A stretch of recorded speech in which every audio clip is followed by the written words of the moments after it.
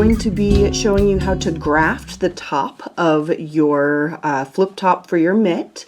So when you have created your glove all the way, or your fingerless glove, you are going to make the mitt here, and we're going to graft it together at the top so you get this nice smooth transition without any seam that would kind of irritate your finger if there's a seam right across there. So the grafting technique that I always prefer is the Kitchener stitch. We want to, at this point our yarn is still going to be connected because we're right at the top, and we are going to go ahead and cut our yarn. I always think you want it 3-4 times the length of the seam that you're going to sew, so I kind of measure it out in a highly sophisticated way like that, just kind of back and forth, just to make sure it's long enough. We are going to thread that end into our tapestry needle. Any needle that's got an eye big enough to get your yarn through is going to work just fine. And now we're going to start doing the graft. So Kitchener stitch is going to be, you have 2 setup steps that you do just one time at the beginning, and then you just repeat the same 4 steps over and over and over again. So the first setup step is we put our tapestry needle through the loop on our front needle closest to the end as if to purl, and we pull that all the way through. Oops, and you want to make sure that your yarn is not wrapping around your things extra times. And then we move on to the stitch closest to the end on the back needle, and we're going to put our needle in as if to knit and pull that through. So that was the setup step. Now we're going to do the same 4 steps over and over and over again. Step 1, needle in the front stitch on the front needle, slide that knitwise as if to knit, slide that stitch off into the air, and then go into the new front stitch purlwise and leave that stitch on.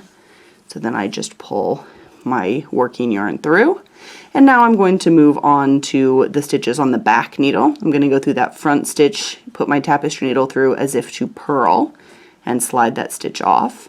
Then I'm going to put my tapestry needle through as if to knit and leave that stitch on. You'll notice how I put my fingers over the loops on there so that as I'm pulling my yarn I don't accidentally pull loops off that I don't want to come off.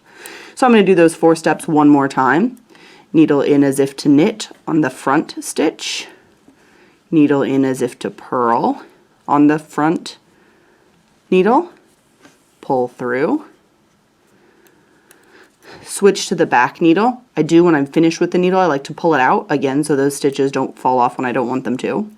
And on the back needle, tapestry needle in as if to purl, slide it off, tapestry needle in as if to knit, leave it on, pull that through.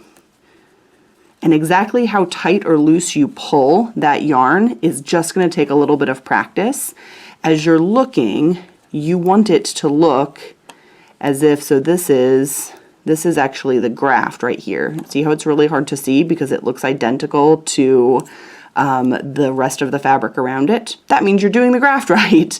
But you want to pull the yarn every time so that it's the same amount of pulled tight as the rest of your stitches. So if you pull really hard, you end up with like a really tight little area in there. If you leave it really loose, you end up with like big open holy spaces. So it just takes a little bit of practice to kind of pull it the amount that it's going to look about right with the stitches around it. So I'll show you my completed one more time.